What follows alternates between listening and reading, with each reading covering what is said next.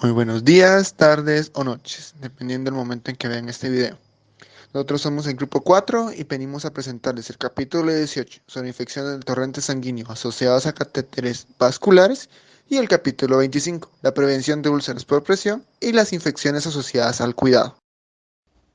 Dentro del ámbito nosocomial, los pacientes que se encuentran hospitalizados son susceptibles a padecer infecciones causadas por microorganismos como virus, bacterias u hongos, ya que presentan un sistema inmunológico deficiente. Estas infecciones pueden adquirirse por diversos mecanismos, como la higiene inadecuada de manos del personal de salud y la manipulación de material médico de una manera deficiente, ya que pueden llegar a contagiar a los pacientes con microorganismos que ellos no presentaban a la hora de ingresar al hospital.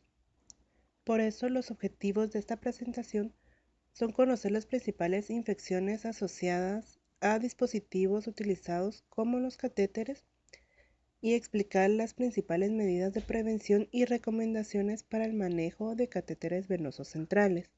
También es necesario comprender los principales factores intrínsecos y extrínsecos asociados a la formación de úlceras en los pacientes y conocer los principales métodos de prevención y manejo de estas úlceras y heridas.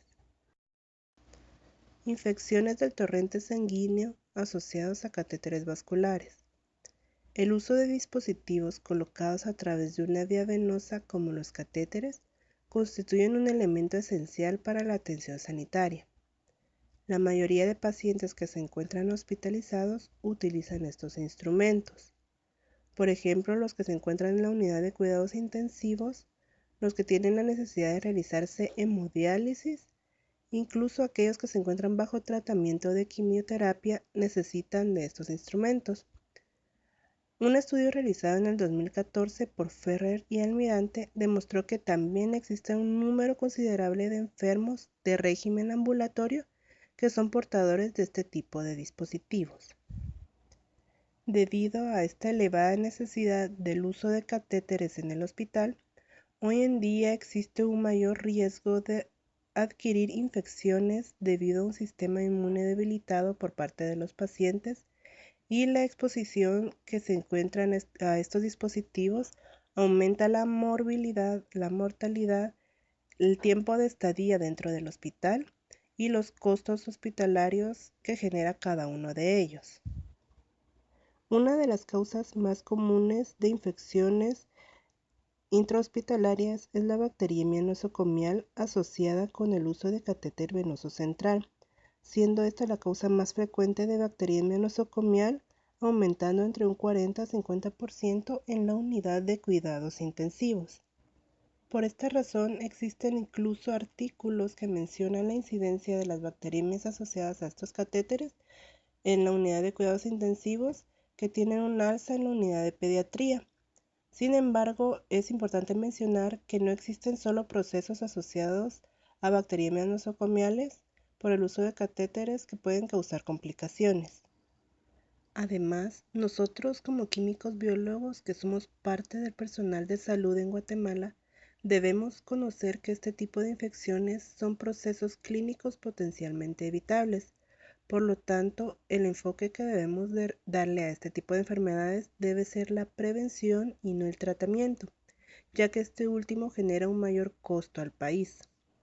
Por este motivo, debemos implementar estrategias de prevención que incluyan actividades que ya hemos revisado en capítulos anteriores, como el cumplimiento adecuado de una correcta higiene de manos, el uso de una técnica aséptica durante la inserción de estos dispositivos en las vías venosas, también la elección apropiada de los lugares de inserción para estos catéteres y el uso de material adecuado para cada tipo de catéter. También es importante que demos charlas educativas dirigidas a todo el personal de salud para que ellos conozcan la importancia de realizar todas estas técnicas asépticas al momento de tratar a un paciente. Otra medida preventiva es el recambio del equipo de perfusión a los intervalos adecuados y la retirada rápida de los catéteres que no son necesarios como los pacientes ambulatorios que utilizan nada más estos dispositivos para el uso de líquidos o medicamentos. Existen algunos criterios que son necesarios conocer en el caso de estas infecciones nosocomiales asociadas a catéteres venosos. Entre estos criterios se encuentra la colonización del catéter, que hace referencia a la ausencia de síntomas clínicos que dan como resultado un hemocultivo negativo. También existe la flebitis, que es un eritema que causa dolor o sensibilidad alrededor del sitio de salida del catéter. Sin embargo, también a la hora de realizar un hemocultivo, este daría un resultado negativo. Las infecciones en el sitio de salida, que estas presentan microorganismos en exudado que pueden presentar dolor, eritema o secreción purulenta en el sitio de salida del catéter. Y las bacteriemias asociadas a catéter, que están relacionadas a la infusión y se observa un aislamiento del microorganismo del líquido de esta infusión. Y el hemocultivo que se realizaría en el laboratorio daría un resultado positivo sin presentar otro tipo de foco evidente de infección. Además, clínicamente existen dos tipos de bacteriemias, la bacteriemia primaria y la secundaria.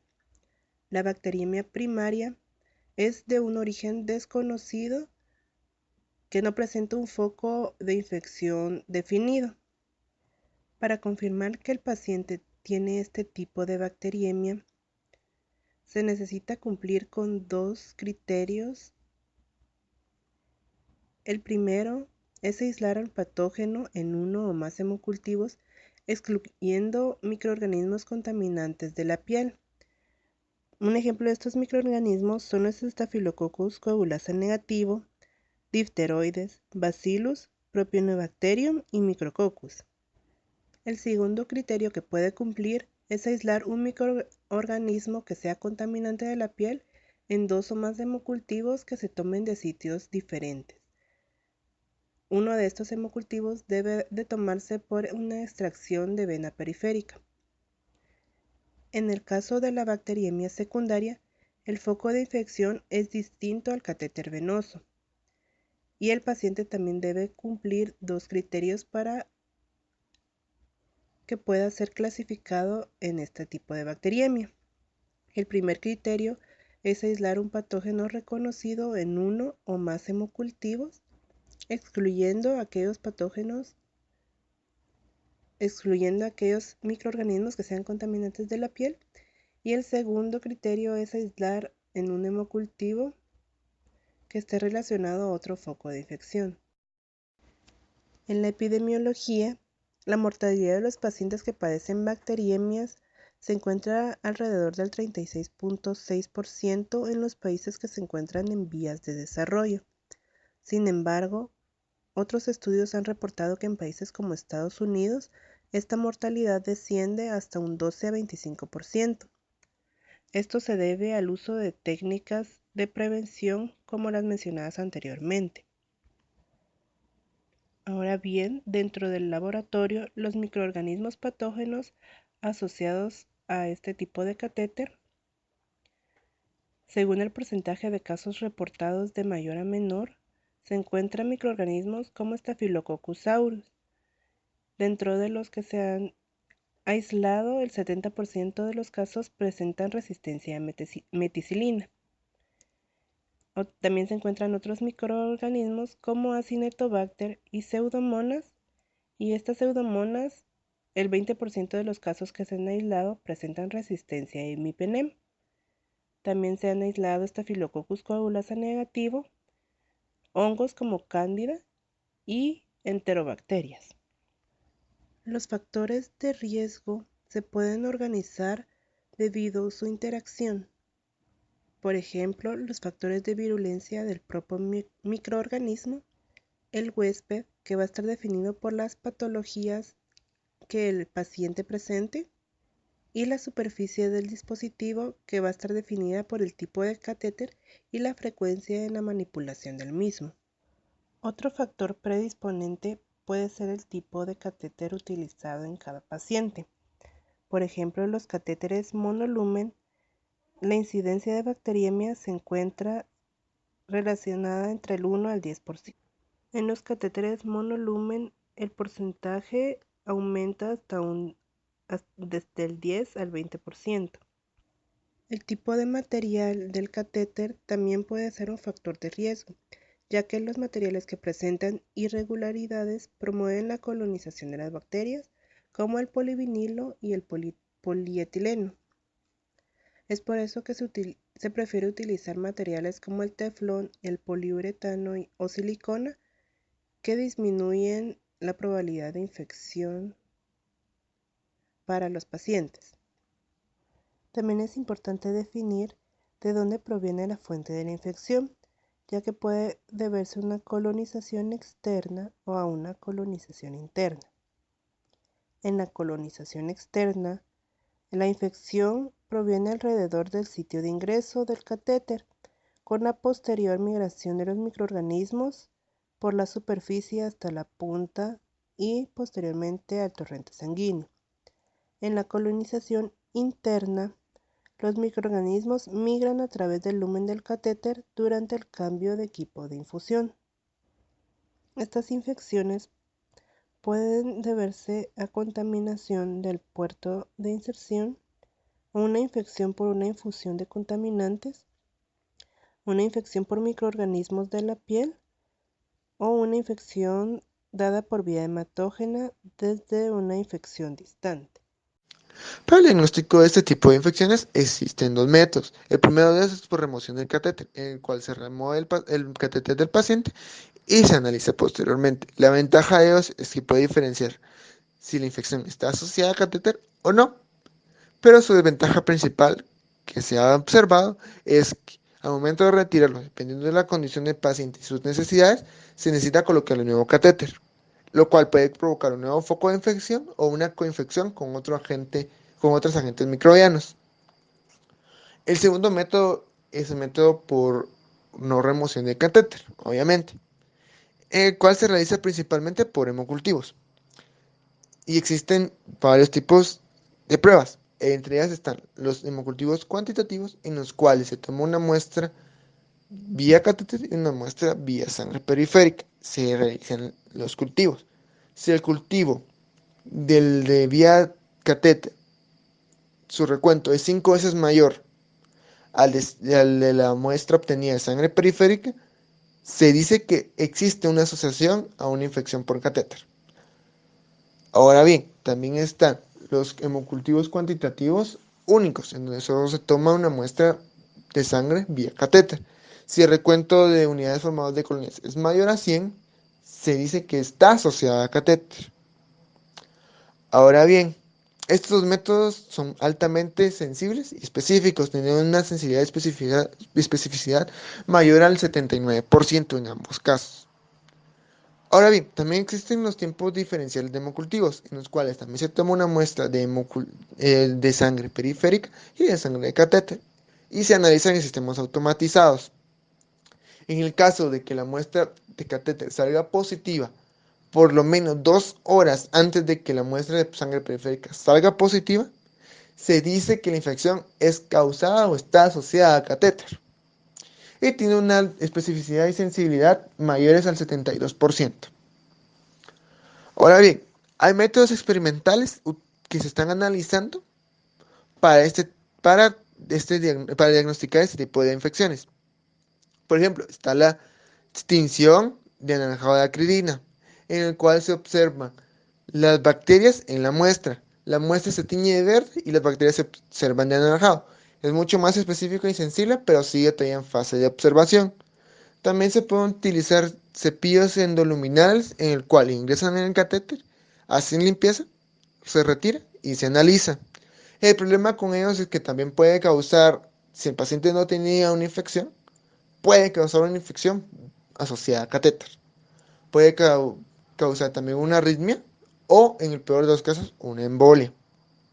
Para la prevención de las infecciones asociadas a catéter existen varias directrices que se toman antes, durante y después de la colocación del catéter.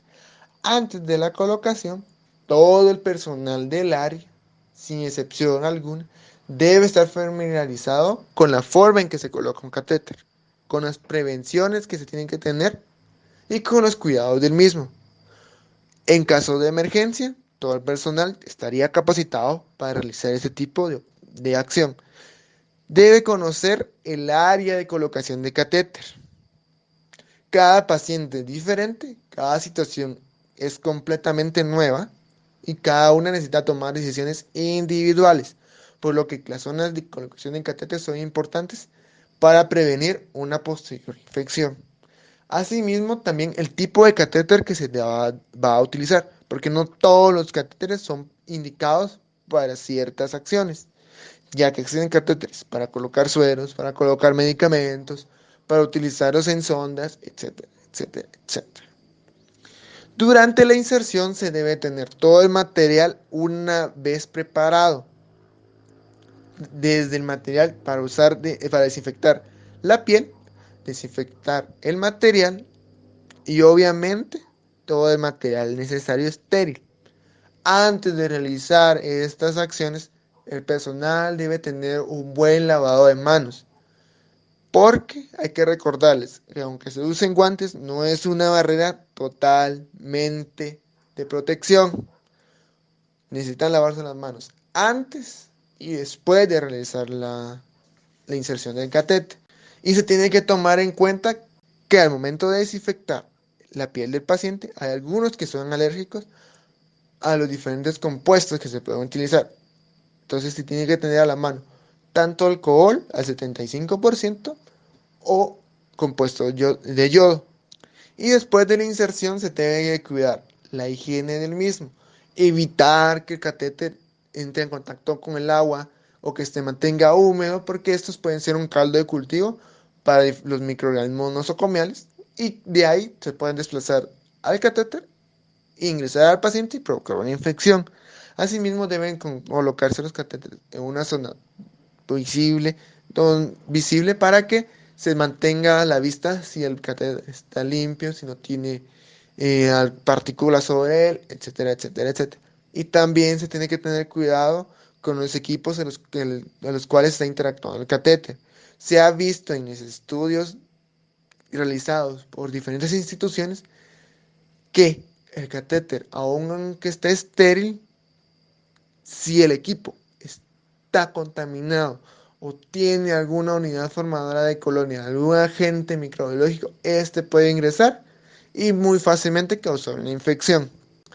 Ahora bien, también se pueden tomar medidas en el tratamiento de este tipo de infecciones.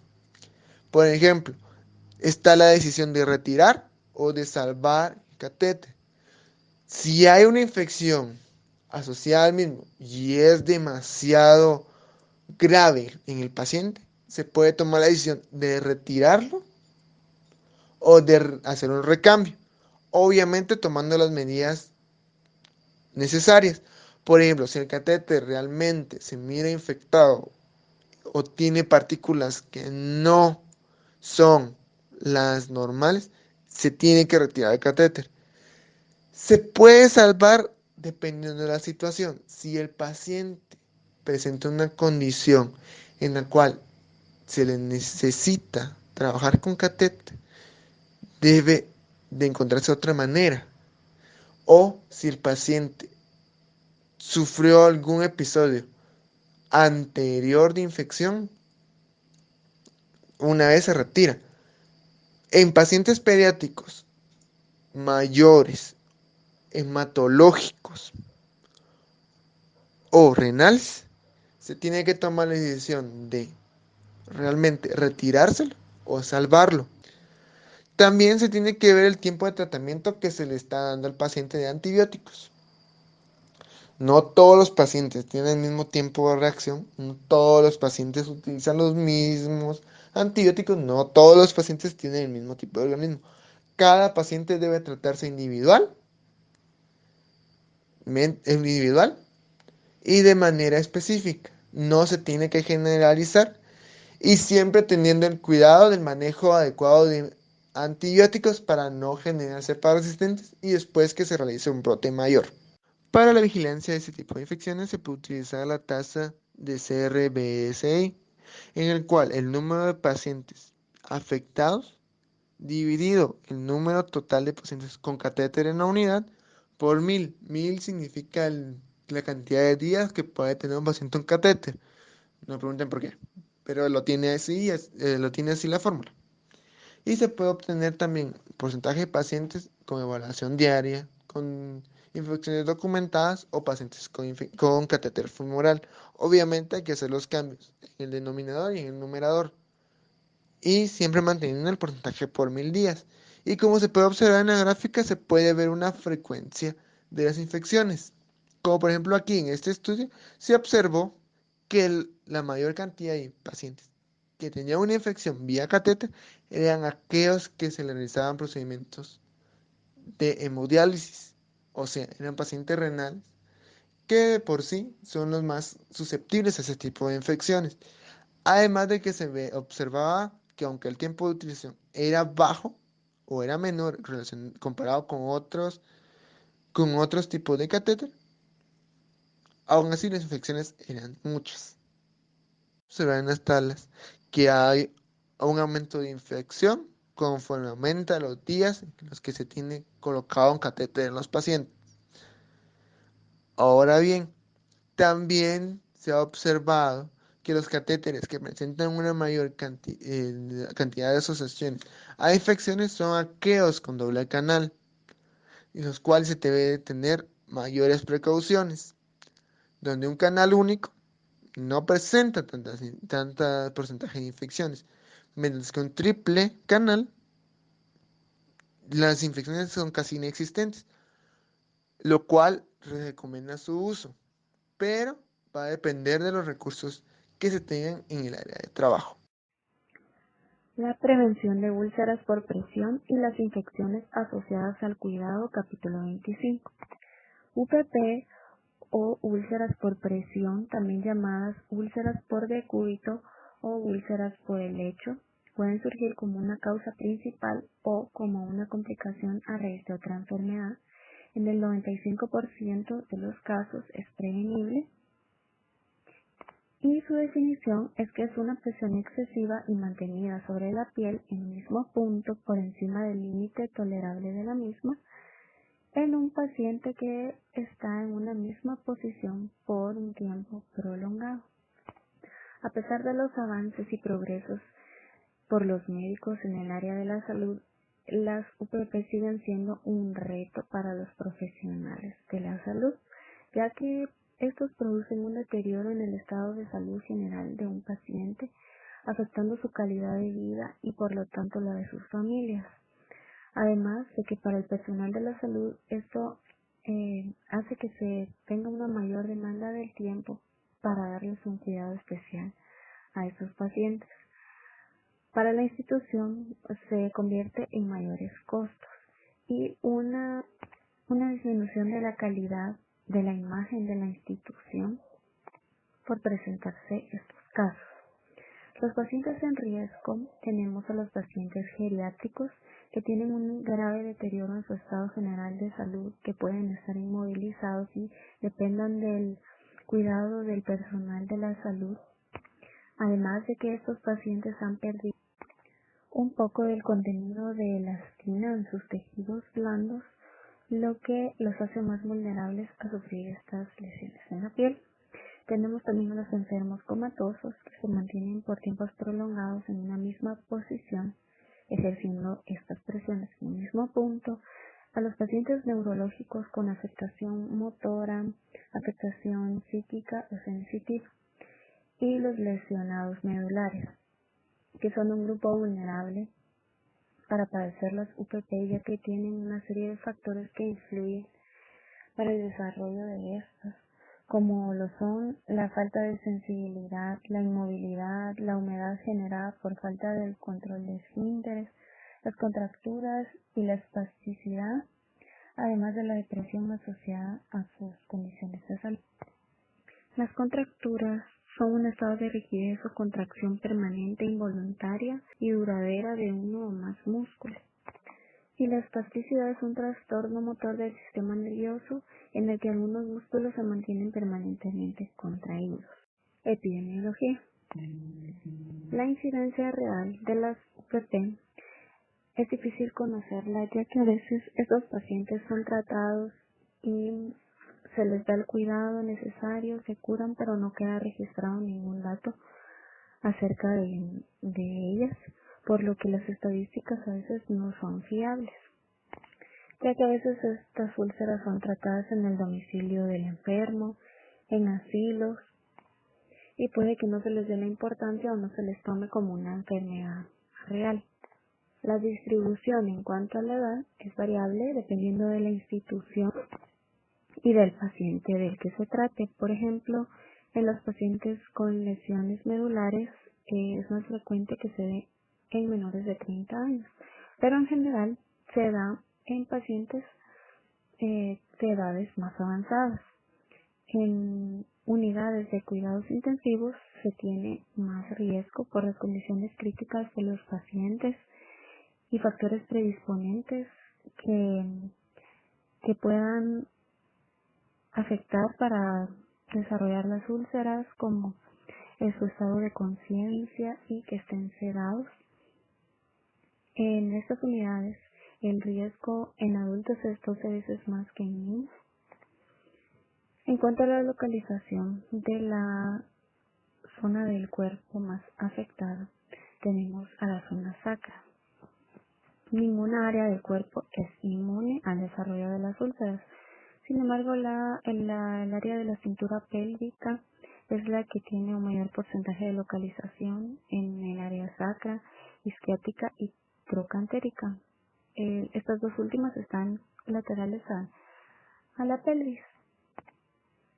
Entonces, en el área de cuidados intensivos es más importante que se realice la vigilancia de estas úlceras para poder tener los datos epidemiológicos más certeros de estas áreas, sin dejar de lado los demás áreas.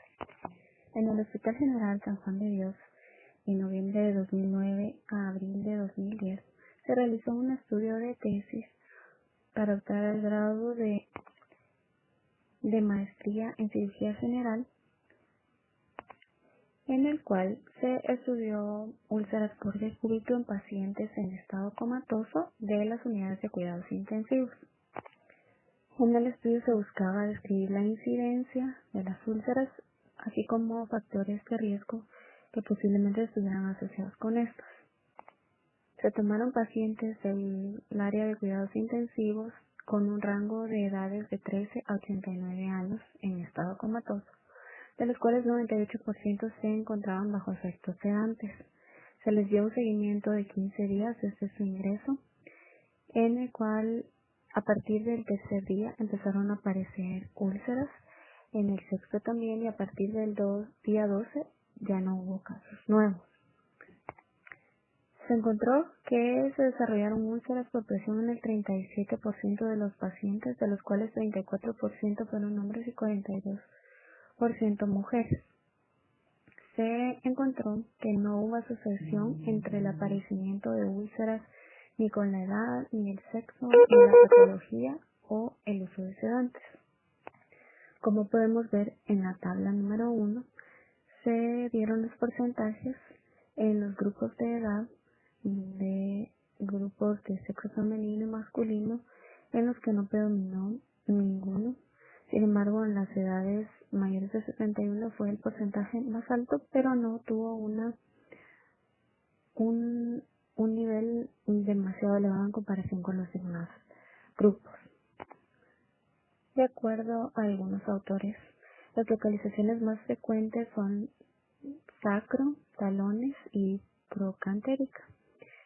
En este estudio se encontró que la región más afectada fue la sacra con un 86%, seguida de la trocantérica y los talones con un 18%, como se puede ver en la tabla número 3.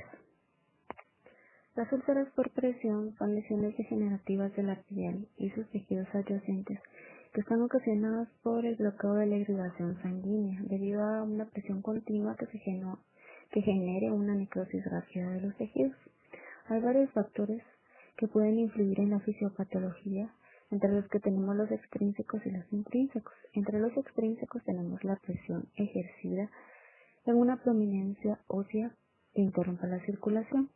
Esta se da en una forma de cono, en la que una zona pequeña va a producir una úlcera más grande, y que si la presión ejercida en una zona más grande va a tener una menor probabilidad de que se genere una úlcera. Por lo tanto, un paciente se debe colocar en una posición que abarque una mayor área de contacto de su piel con la cama o el área en el que esté, ya sea en la silla de ruedas. Tenemos otro factor extrínseco que es la fricción, que es la fuerza que se da con los roces de la piel debido a los movimientos del cuerpo en la superficie que se apega al paciente, y el cizallamiento, que es el estrés mecánico que se puede producir paralelo al plano en que se encuentra recostado el paciente, por ejemplo, cuando va a comer y pueda mover su cama para que él se recueste sentado, y la presión que se está ejerciendo en su piel es contraria a la fuerza que se le va a realizar. Puede ser que en ese momento se le ocasione una herida produciendo una úlcera. Entre los factores intrínsecos tenemos la malnutrición por el déficit de proteínas, vitaminas y minerales que aceleran la formación de heridas, las edades extremas en neonatos, adultos mayores, ya que las cantidades en neonatos de fibras de la dermis es menor, y la elastina en los tejidos blancos de los adultos mayores también es menor. La humedad que se puede dar por incontinencia urinaria fecal, entre otras, la hipertermia, que aumentos de la temperatura arriba de los 36 grados, afecta el metabolismo tisular, el factor psicológico o el estado emocional que pueda disminuir el grado de actividad o los mecanismos inmunológicos de defensa del paciente, la pérdida sensorial o inmovilidad, que puede ser por problemas neurológicos o y que haga que el paciente no cambie de postura, y la hipotensión, que puede hacer que la irrigación sanguínea se concentre en órganos vitales y no envíe la irrigación a estas zonas donde se puede producir una úlcera. Evolución clínica. El aspecto que puedan tener las úlceras por presión varía según su evolución. El primer indicio se conoce como zona de presión y se manifiesta como un eritema blanqueable a la digitopresión, es decir, que presenta una decoloración al momento del contacto. Si en este punto no se toman medidas, la úlcera puede progresar en 4 grados o estadios. El grado 1 se presenta como un eritema cutáneo que no palidece al contacto. Puede ser un edema con decoloración o calor local, y en este se afecta solo la epidermis. En el grado 2 se compromete la epidermis y dermis, ya que se pierde la integridad de la piel. La úlcera puede presentar un aspecto abrasivo de ampolla o cráter. En el grado 3 se ve comprometida la epidermis, la dermis y el tejido graso. Este se caracteriza por drenaje seroso y puede haber indicios de necrosis. En el grado 4 la lesión puede ser tan profunda que expone músculo, hueso, tejido cartilaginoso e incluso las vísceras. En esta la destrucción de la piel es extensa y existe franca necrosis del tejido. Actualmente existen sistemas de valoración del riesgo en el desarrollo de úlceras por presión. Para que estos sean eficaces deben incluir la identificación y tratamiento efectivo de la enfermedad de base, que por lo regular siempre hay una presente en los pacientes con úlceras. También se debe considerar el estado nutricional, grado de dolor y aspectos psicosociales que puedan haber situado a la persona en riesgo de desarrollar una úlcera por presión. Las escalas más conocidas y utilizadas son la de Braden y Norton. La escala de Braden tiene una sensibilidad del 83 al 100% y una especificidad del 64 al 77%. Esta abarca el mayor número de factores de riesgo, los cuales se puntean de 1 a 4. A excepción de la fricción y roce, que solamente se califica de 1 a 3. En estos, si el puntaje obtenido es igual o menor a 12, el riesgo es alto. Si está entre 13 y 14, el riesgo es moderado. Y si es mayor a 15, es de riesgo bajo. Es importante la unificación de criterios para la clasificación del grado y gravedad de las úlceras por presión. Esto con el fin de facilitar el manejo asistencial por distintos profesionales, tanto médicos como químicos biólogos. Esto permitirá adelantarnos a los acontecimientos y proponer algún sistema de valoración que identifique los casos de riesgo y permita la puesta en marcha de un programa de medidas preventivas, siempre tomando en cuenta la participación de los familiares o encargados del paciente que tiene una úlcera o está a riesgo de presentar una úlcera. Existen diferentes estudios sobre la valoración del riesgo de úlceras por presión, especialmente en unidades de geriatría, ya que son estos los pacientes donde se da la mayor incidencia de estos casos. En el estudio realizado por María de la Luz Lago González, llegó a las conclusiones de que más de la mitad de los pacientes que ingresaron presentó riesgo de desarrollar una úlcera por presión.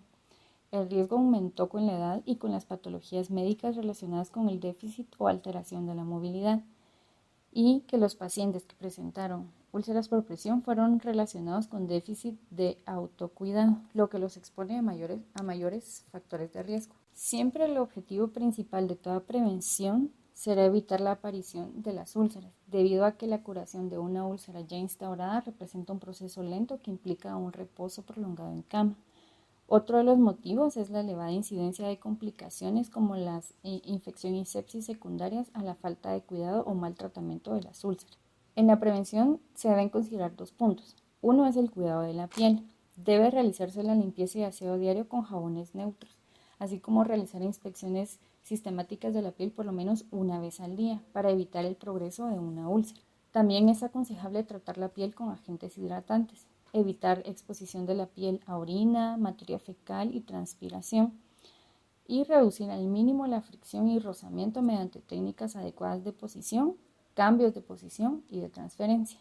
En las cargas mecánicas y superficie de apoyo pueden utilizarse materiales que se conocen como puentes o rollos, los cuales tienen la finalidad de evitar el contacto directo de la piel expuesta al riesgo con la superficie, dejándola al aire y permitiendo que la circulación sanguínea sea mejor.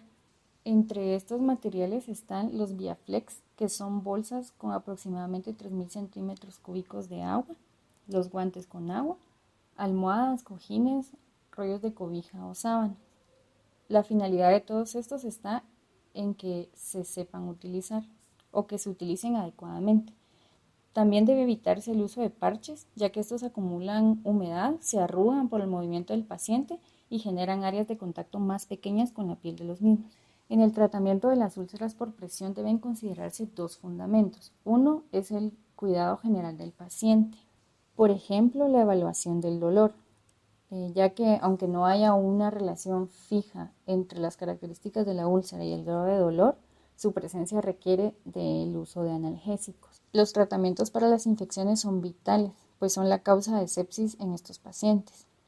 La intervención nutricional también es importante, pues permite corregir el déficit nutricional, incrementando las proteínas y así contribuir a adelantar o favorecer la cicatrización. Otro fundamento son los cuidados locales de las úlceras. Existen diferentes opiniones sobre el tratamiento local más eficaz para las úlceras y se aconseja la estimación del riesgo, valoración del paciente y el tratamiento de enfermedades subyacentes. Y siempre lo principal será realizar una limpieza adecuada. Según el tipo de úlcera, el tratamiento puede ser, si es úlcera por presión de grado 1 y 2, la limpieza de arrastre con suero fisiológico al 0.9%, uso de pasta de óxido de zinc o solución povidona ayudada al 10%, y vendaje de algodón con recambio cada 24 horas. Si las úlceras por presión son de grado 3 y 4, se realiza limpieza de arrastre con suero fisiológico al 0.9%, el desbridamiento quirúrgico, que puede ser de elección si hay necrosis, o el desbridamiento enzimático si en caso no se pudiera realizar el procedimiento quirúrgico. También el uso de soluciones de povidona ayudada al 10% y pomadas y aerosoles de colagenasa. También pueden usarse apósitos con carbón activado o con carboximetilcelulosa sódica. Zonas de riesgo. La cintura pélvica es considerada la zona de mayor riesgo. Sin embargo, toda la superficie corporal está expuesta a ese riesgo, como se observa en la imagen. También son conocidos casos de pacientes que utilizan cánulas de oxígeno o ventilación mecánica no invasiva, entre otros procesos, que han presentado formación de úlceras por presión causadas por estos dispositivos que generan úlceras en los pabellones auriculares, labios y otras zonas de la cara. Conclusiones. Los pacientes más afectados por infecciones asociadas a catéter son los que permanecen mayor tiempo en el hospital, en especial los que se encuentran en la unidad de cuidados intensivos, pues esto amplía el rango de tiempo en el que ellos están expuestos a la microbiota presente en el hospital.